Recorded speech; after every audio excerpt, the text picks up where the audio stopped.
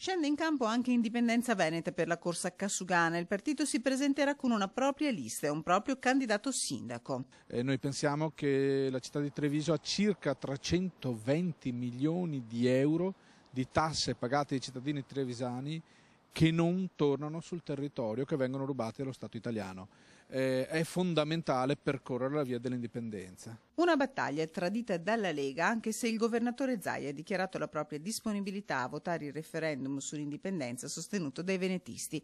Solo il 29 novembre al Teatro Eden di Treviso saranno sciolte le riserve e annunciato il candidato sindaco. 3 i nomi della rosa. Questi sono i nominativi principali attraverso i quali noi sceglieremo il candidato sindaco per la città di Treviso, per dare anche la possibilità a Treviso di affrontare le sfide della modernità con una persona giovane, preparata.